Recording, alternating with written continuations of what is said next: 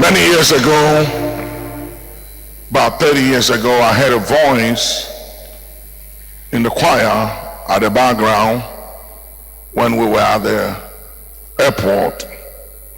And I said to Pastor Leslie then, I said, who is that voice? Who is that young lady? And he said, she sings in the choir. And I said, you need to let her sing more, because there is something inside of her that needs to come forth. And I don't want gifts and voices oppressed or suppressed. So I said, let her sing on Sunday. And she sang on Sunday, and that was the beginning of many beginnings. One of my old-time daughters, Stella Seal. Please put your hands together and welcome her to church.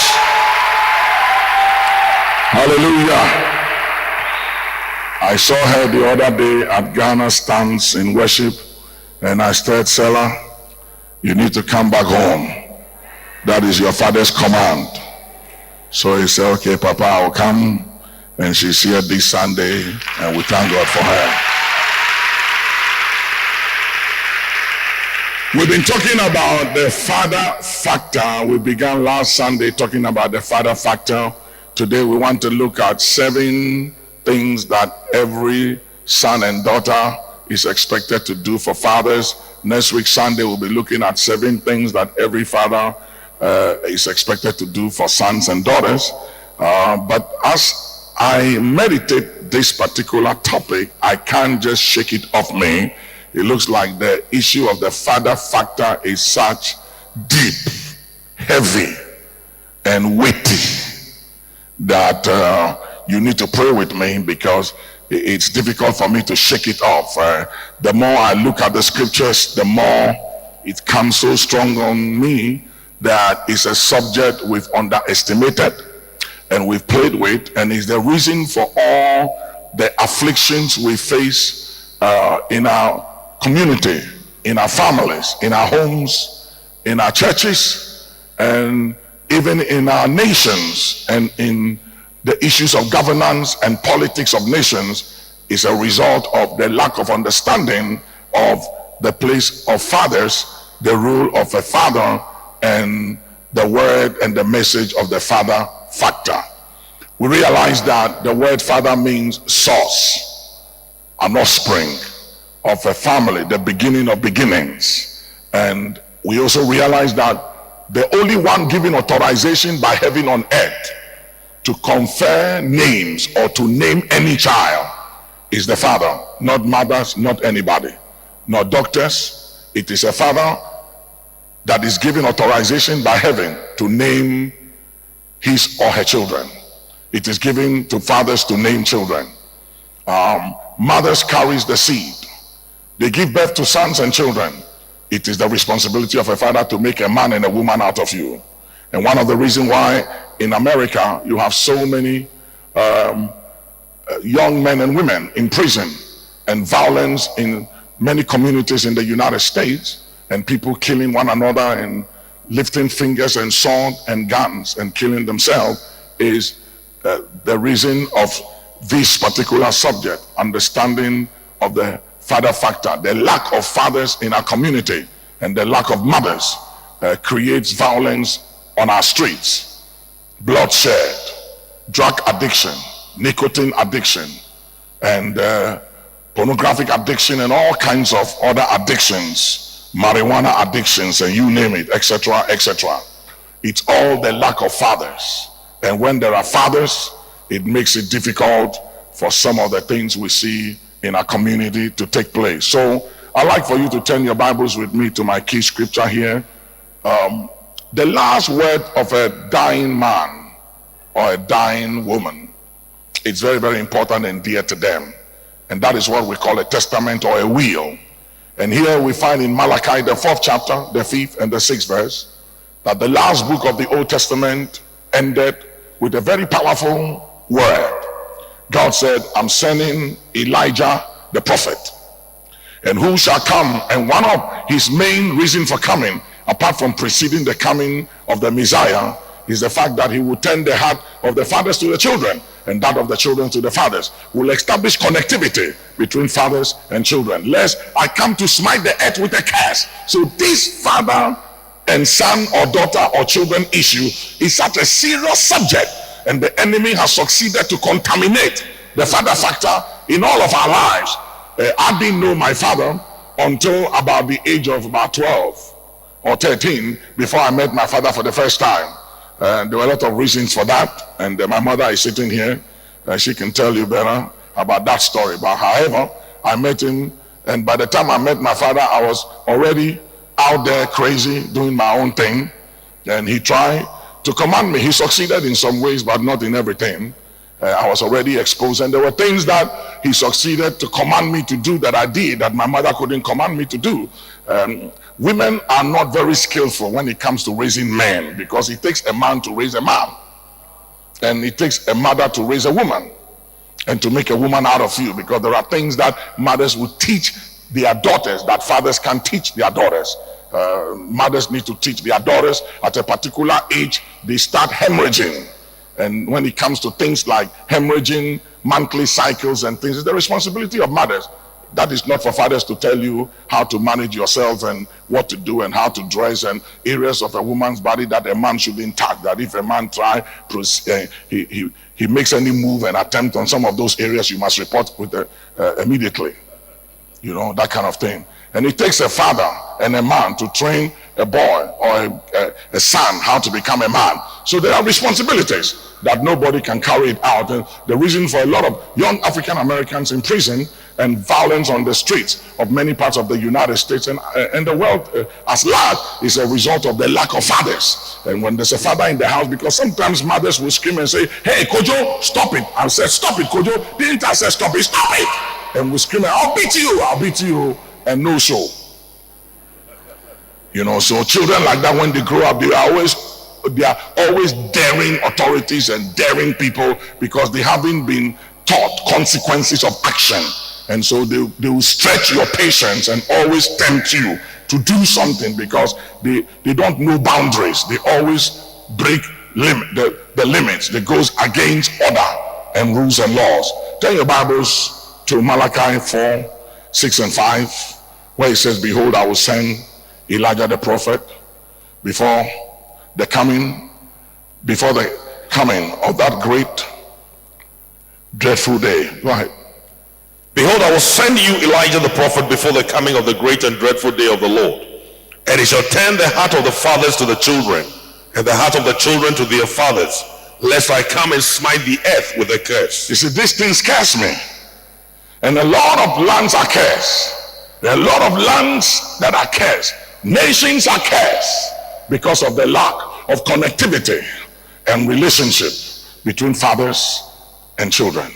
And when that is not there, and when that lacks, there is a problem on our streets and on our communities. Look at Zechariah 8:4-6. Look at the benefits and what happens on our streets when there are fathers, when there are old men and old women with a staff or a rod of correction and directions in their hands. Look at what happens on our streets among our young men and our young women. And the lack of old men and old women gives satanic powers authorization to create violence on our street. And young men and women lifting up fingers, a sword, a knife, a gun, and they kill and destroy one another. And there is bloodshed upon our streets and our communities, like what happened in countries like Rwanda, where in 90 days 800,000 men and innocent women fell and died like animals.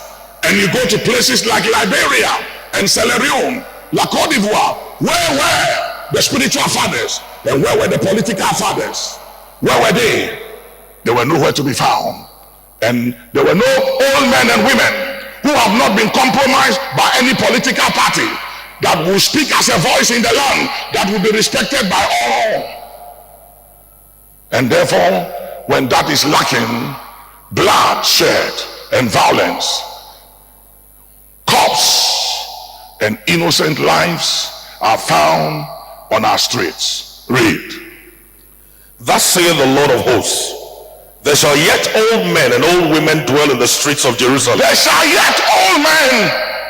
That's why Nelson Mandela, even though he's 95 years old, needs to be alive some more. He needs to come back and put some things in order before he leaves. There was never a time when he was alive that any of his children or grandchildren went to court. But in the state of coma, in that state of helplessness and perplexity and powerlessness, his grandson is in court facing the law because the old man is in coma. There was no way his grandson would have gone to court if the old man was alive. Something is missing. And that is what happens when there are no old men and old women in the streets of Jerusalem, in our communities, in our homes, on the political scene and the social scene and the religious scene. All men and women with a staff to bring order and to bring correction, so children understand limits and they understand consequences, and therefore nobody breaks the rules. And when there are fathers and mothers in the land, all men and all women, it creates excitement, harmony, laughter. They play. There is rejoicing and happiness, celebration on the streets of our nation and our cities and our communities, because there are fathers and there are mothers with a staff. Go ahead. And the streets of the city shall be full of boys and girls playing in the streets thereof. Playing in the streets thereof, not killing one another. The father factor. There is something about fathers and something about mothers that is being destroyed in our community today. Today in this country we have over 200 FM stations, radio stations, over 200. And some of the discussions are things as much as freedom of speech is good, and we need the freedom and the liberty to give expression to our views and to our convictions. We need to be very careful that we don't adopt some kind of a culture that is not like us. This is a culture that respects the elderly. It is a culture that does not insult the elderly on our streets. Today we are developing a culture that have no respect for the elderly. We insult everybody. We attack nobles. We have no regard for anybody. We say anything we want to say without wisdom and judgment, and we don't care anymore. I am misunderstood. They call me all kinds of names. When President Kufuor was in office, a lot of friends of mine at NDC would come to me and say, you have to speak out. You are a voice in this land. You are too quiet. You must speak out. You must say something. You have to criticize. You must attack the government. And I said, I wasn't brought up and trained that way. According to scripture, the Bible said, thou shalt not speak ill of the ruler of my people. And if there's a problem, I'll go and speak to him. And I visited President Kufuor many times at the castle and his house when he was in office, and established a lot of concerns and things. And he listened. And when President Atamils came and this new government, there are so many friends of mine at MPP that will say, that also, you have to speak out. Things are bad. The economy is difficult. Speak out. Say something. And I said, I will say something, but I will not criticize. And I will say something behind the scenes. I will go to those in authority. And by the grace of God, I've had access to every leader that has come into this country to establish. And let me tell you something. If you show respect, you will always attract respect. And what you respect will always come to you. If you disrespect and you dishonor people in authority, they will never listen to you. And I've been misunderstood by every government that comes. When an NDC government comes, they say he's NDC. When MPP comes, they say he's MPP. When you speak, they say this. They have labeled every one of us to the extent that when there is danger in the land, nobody can speak anymore. Because when you speak, you are against this, you are against this, and you are for this. So where are the fathers on our streets? Where are the fathers? Where are the old men and women in Jerusalem with the staff in their hands to give order and to call both sides to order and say, let us sit down and let us reason together?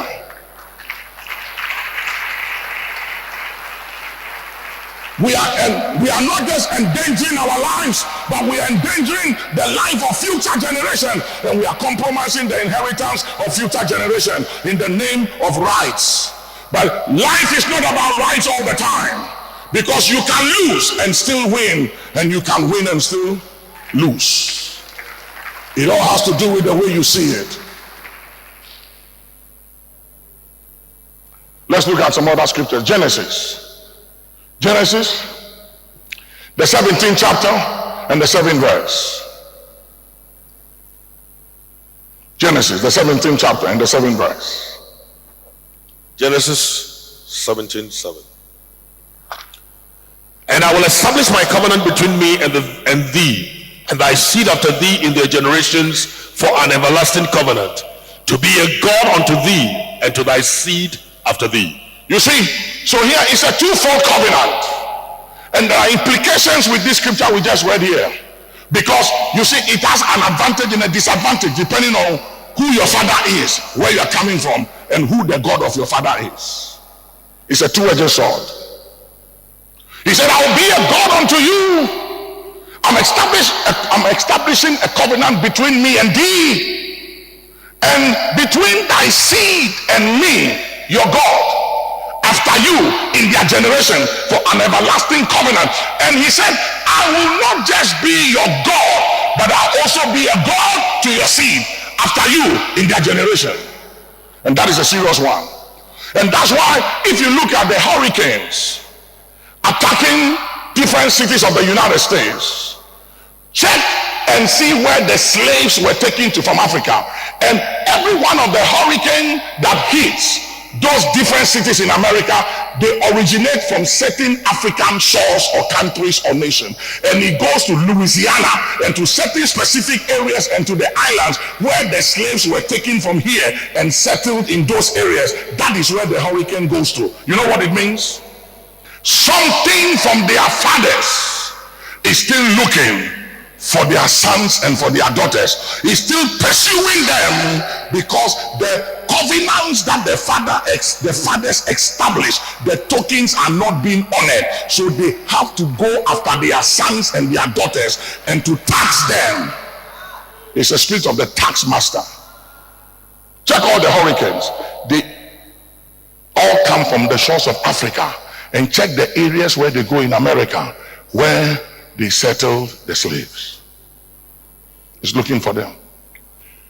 But I declare today by the supreme sacrifice of the blood of Jesus that is above every other sacrifice, that any covenant with any strange God that was established by your father and your mother, that has given evil authorization to look out for you and to pursue you and to buffet you and to trouble you, today by the supreme sacrifice that is above every other sacrifice, let the power of that covenant be broken over your life, and the Lord grant you a divine escape. See now, it's a twofold covenant. He said, I will not just be your God, but I'm interested in your children. To fathers and mothers, you have to know your place. And it doesn't matter how successful you are, how gifted or anointed you are. I have sons who are more gifted than I, and I expect them to be more gifted than I. I expect them to be more blessed than I, more prosperous than I didn't go to university, but my children have been to university, and I want them to have the best of education that I didn't have. And I pay their school fees for them to go. I pay school fees for them to have what I never had. And I want them, both spiritual and logical children, I want them to be more anointed than I want them to be better than me. Sometimes when I see Prophet Gideon, Joel and the others, and I see them minister in the prophetic, I sit down there and I admire it. I just like it. It just blessed me. When I see Paul, Jericho Hour, standing down here and leading in prayer, and I see the power and the fire and the spiritual energy release, I stand there and I feel good.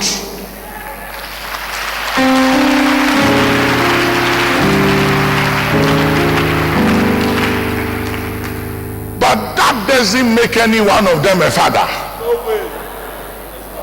They can never be me or replace me. C'est n'est pas possible. Can't happen.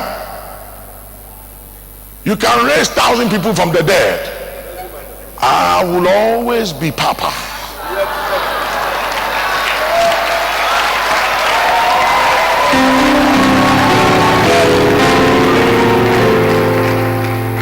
can buy me a private jet and I won't call you father. You will still be a son.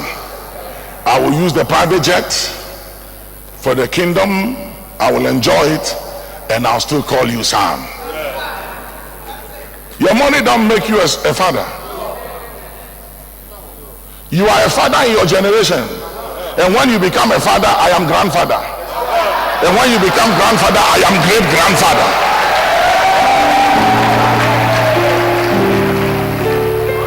It doesn't matter how high you go, I will always be higher. That's the way God has made it.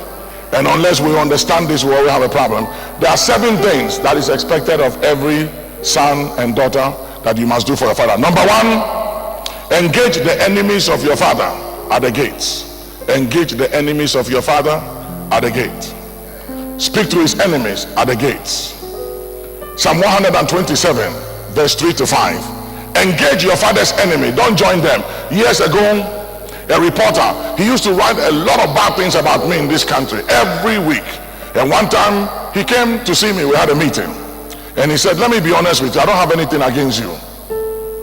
He said, a lot of the things I write about you comes to me from members of your church and some charismatic pastors in the city who have a problem with you. They bring me the information to write about you.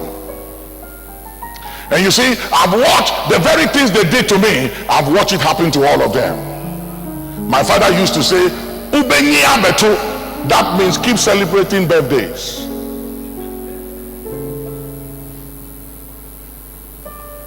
Hippopotamus, the child said to the mother, Mama, wetin make your mouth big like that? Then the mother said, Bamba, you go see,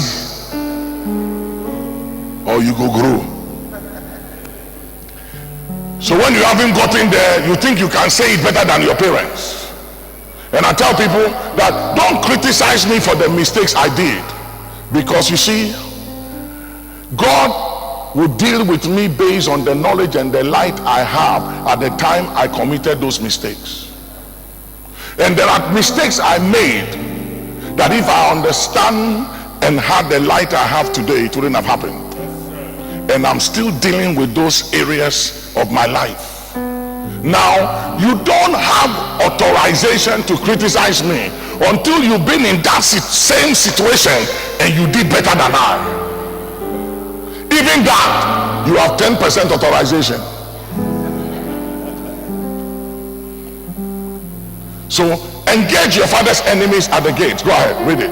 Don't join them. Lo, children are an heritage of the Lord, and the fruit of the womb is his reward. As arrows are in the hand of a mighty man. As arrows, children are as arrows in the hand of a mighty man. I see a lot of Christians in business, in politics, all over the place. And some of them, I look at them and I know they will not last. I know that they won't go far, and I know it doesn't matter where they are right now, they will fall. They will lose it all because they are not in the hands of a mighty man to determine their direction and to define their destiny and to direct them. They are in the hands of amateurs.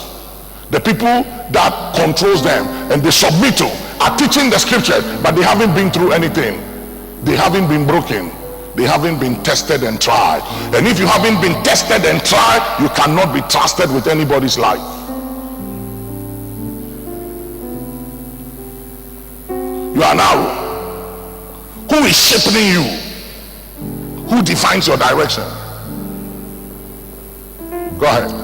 So are children of the youth. Happy is the man that hath his quiver full of them.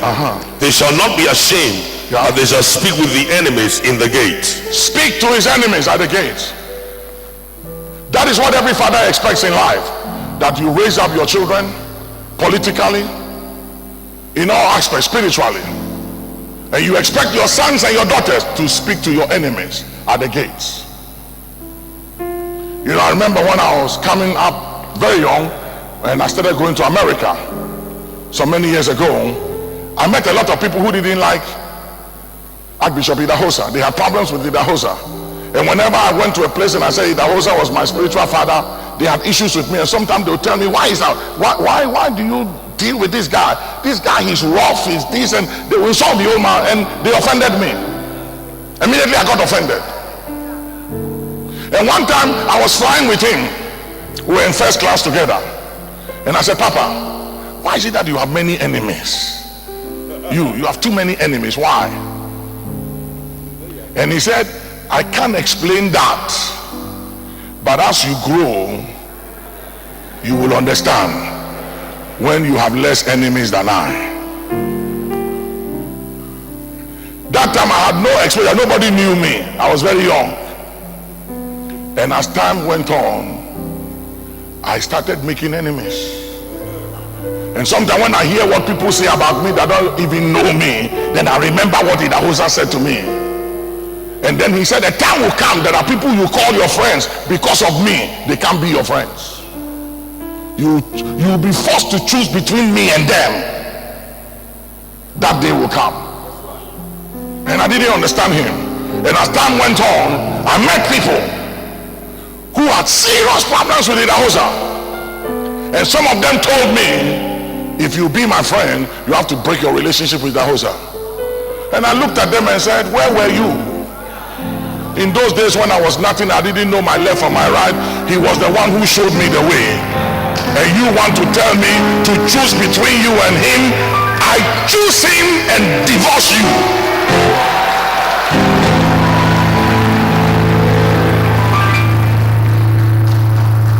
Now that I am somebody by the grace of God, you want my friendship.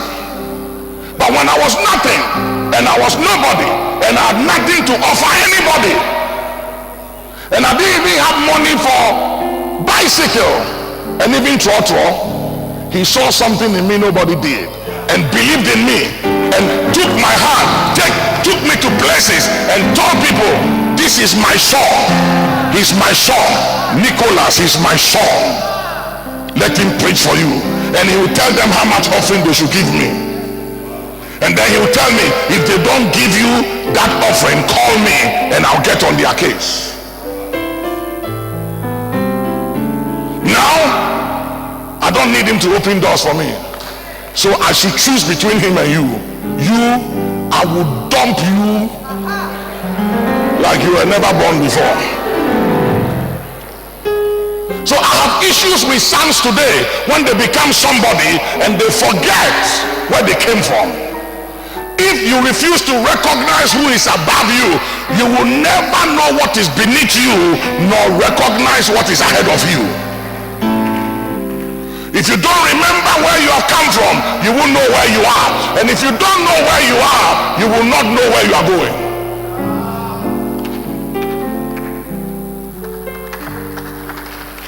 Where did you come from? Who is your father? Sometimes I look at myself in the mirror and I marvel. I really marvel. One of my sisters is here and my brother, will tell you, I marvel because I look at myself in the mirror and I said, this is dangerous. I look like the old man. Sometimes I just look at myself and I say, whoa. And sometimes Rosa will tell me that your father have a serious genes. Because she was traveling one time and she met one of my distant cousins who lives in Vegas. And they were traveling together to New York. And they were together at business class. And she looked at the lady and said, you know something? There is something between this lady and my husband. So she walked to the lady and said, do you know Archbishop Duncan Williams? And she said, he's my first cousin.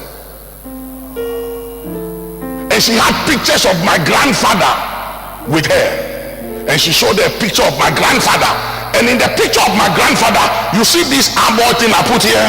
My grandfather had one. And I didn't know that. I went to one of my uncle's house at Labone and I was looking at pictures in the sitting room and I saw my grandfather picture. He was wearing this bow tie. The guy can dress. And he was dressed and had this armor here. And I said, this thing is dangerous. It is in the blood.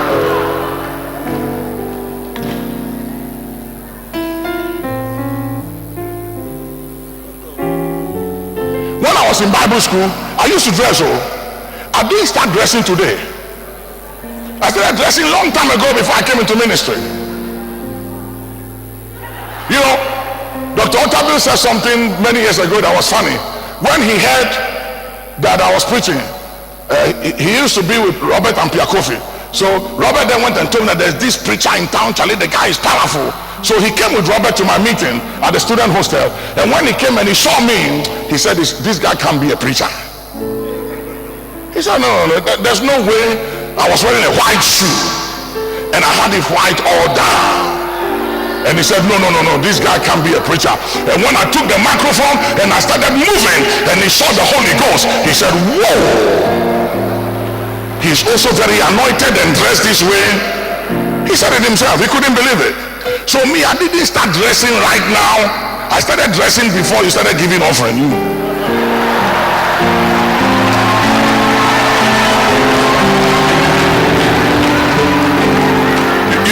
You see one of my pictures? That is 30 years ago. You see my bushy hair? I was a fine boy long time ago.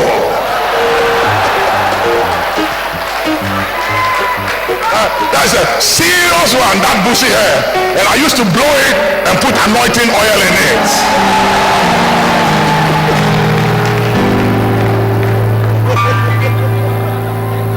You know, I've come a long way. So number one, engage them at the gate. Number two, and then we'll stop, we'll continue on Wednesday. Number two, cover their nakedness. Genesis chapter 9, cover their nakedness. 22 to 27. Genesis chapter 9, 22 to 27. Every father, every mother has a nakedness. Cover it. Don't uncover it. Now look at me. Hear me. The reason for where we are as a nation and a people and a continent, Africa, is a result of the way we treat our fathers and our mothers. I'm telling you. Politically, you can analyze it any way you want to. And let IMF and World Bank and the big economics gurus and moguls in the world come here. They can't balance the sheet, the balance sheet, and fix our problems until we get this thing about our relationship with our fathers and our mothers right. We will struggle. I'm telling you. Look at it. There are consequences for covering your father's nakedness or that of your mother or uncovering it. Today, in the developed world, because of scientific breakthroughs, we are so educated right now that children have audacity to divorce their fathers and their mothers. And I'm not saying that if your father or your mother is abusing you, just stay there and let them kill you and endure. That's not what I'm saying. I'm talking about how it should be biblically if it is by God. You see, I'm not talking about all the problems. I know that there are fathers who have problems, abuse children, and mothers. I know all that. But I'm telling you as it is, that it's like sex. God invented sex, but the enemy has contaminated it. Does it mean that sex is wrong and it's bad? No, it's good, depending on who handles it and in the context in which it's handled. It's all about affection and love. But the devil has also contaminated love. That's why we have different kinds of love. So the thing about father and the father factor and the mother factor, God did it good and right, but the enemy has also attacked the thing to destroy it and to contaminate it. So we have to get it right. And every father here must determine to get it right. Every mother here must determine to get it right. And if you have issue with your father and your mother, try and get it right. Get it right. I'll talk about adoption one of these days. I'll talk about adoption because in certain situations, adoption is also very necessary to change something, because all of us here, we are adopted. Jesus is the only begotten. All of us are adopted. Abba Father, Abba Father. Is adoption cry? We'll deal with that some other day. Jesus is the only legit.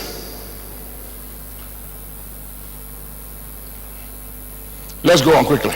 And Ham, the father of Canaan, saw the nakedness of his father and told his two brothers. You will always see the nakedness of your father and your mother. But hear me. How you handle it will either bring a blessing or bring a curse. I'm telling you. I'm telling you. You always have an opportunity to see your father's nakedness and your mother's nakedness, but it is how you handle it. And I see, people who delight in uncovering the nakedness of their fathers and their mothers and speaking against them are babes and amateur and spiritually bankrupt, and they are bankrupt in wisdom and in understanding and in revelation. Go ahead. And he told his two brethren without. He told his two brethren without. There are, when you see the nakedness of your father and your mother, whether you tell it or you conceal it defines who you are, and it shows your level of maturity, and it tells whether you are a kid or you have come of age. But you have opportunity to see. And hear me, the nakedness and the state of his drunkenness was a trial for the three sons, because God wanted to bless the three sons to determine who among the three will control the blessing and the wealth and the inheritance. And he gave the three sons opportunity to test them. So his nakedness and his drunkenness was a test to see the level of the maturity between the three sons. So even though what he did was a mistake, it was also a test for the three sons to determine their inheritance. And look at what happened. And Shem and Japheth took a garment and laid it upon both their shoulders and went backward and covered the nakedness of their father, and their faces were backward, and they saw not their father's nakedness. You see, there's a generation today who are witch hunting their fathers and their mothers' nakedness. They want evidence. They want a proof. They want something on their father and on their mother. There's a church in America. The bishop died. Two of his sons died.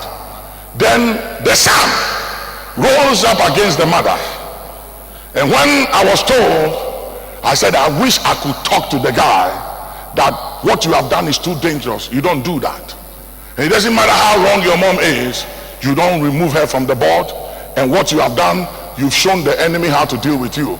The mother died a few months after, and the board kicked him out and got him out of the church, took over the church.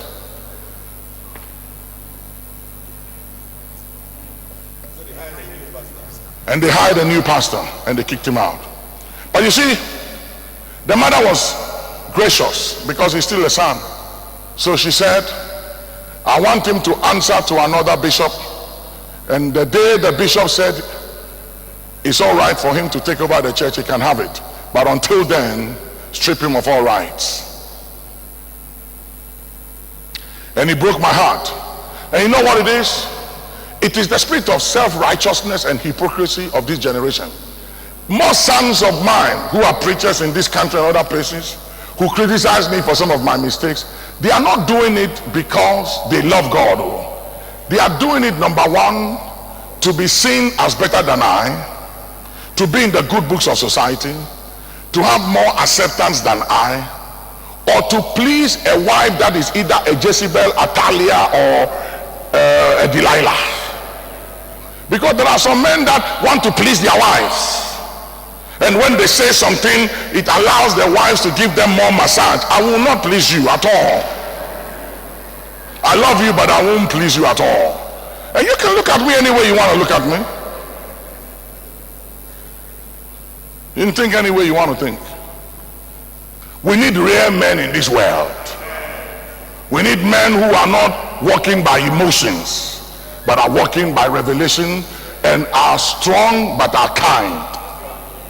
And women need kindness and they need strength. I'm just telling you. Go ahead.